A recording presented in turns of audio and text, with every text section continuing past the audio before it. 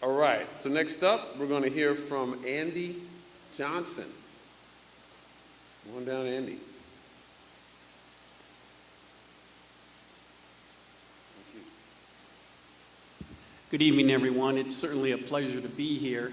There are a number of stories that I could tell about Doug, but I'm going to focus on two. In 1983, I decided to begin working on my principal's license, and I took a graduate teaching position at Ohio State University here at Mansfield.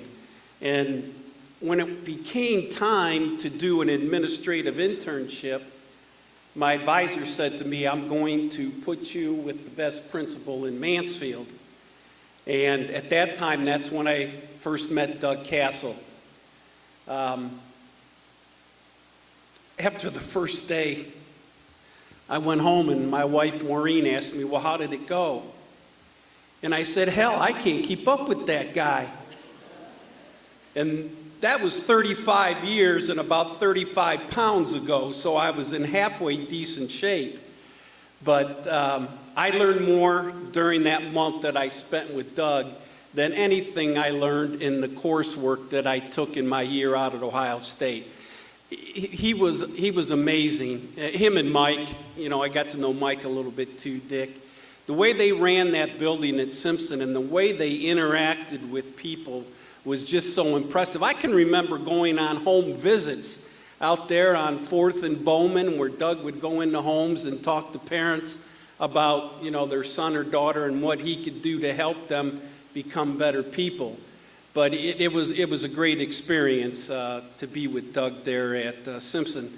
The other story I have, I became involved with Doug more directly with his second career in education. I became principal at Gallion Middle School. Well, my first year was assistant principal, and then I became principal in '98. And in 2000, we were looking for an assistant principal, and I had interviewed a number of people for the position.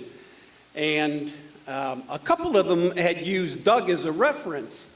So I would call Doug and talk to them about these candidates. And about halfway through our conversation, I jokingly said to him, "How would you like to do this?"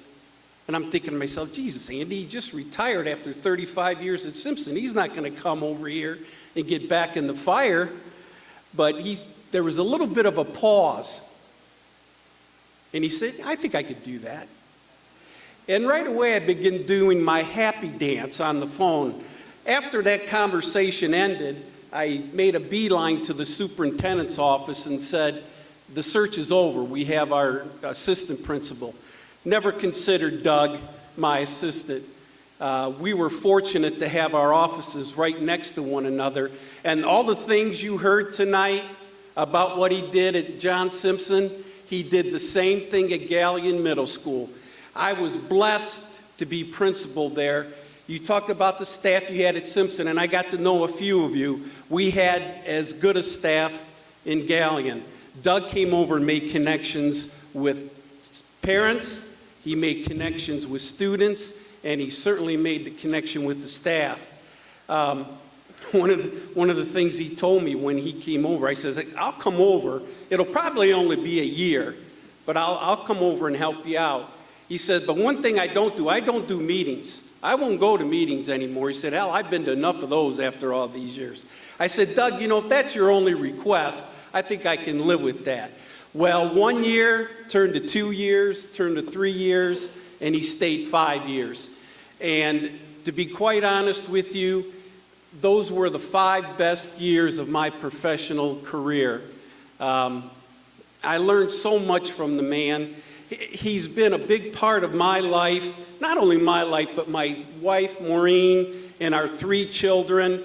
He would come over to the house and we'd sit out in the garage and have a couple Pepsis and, talk about the world and solve all the problems. But he's, as you all know, a unique individual. And I just wanted to thank Liz and Beth and Michael and David for giving me the opportunity to talk a little bit about Doug and be a part of our lives. So Doug, we love you.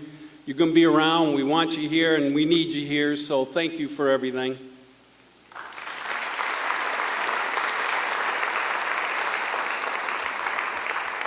Thank you so much.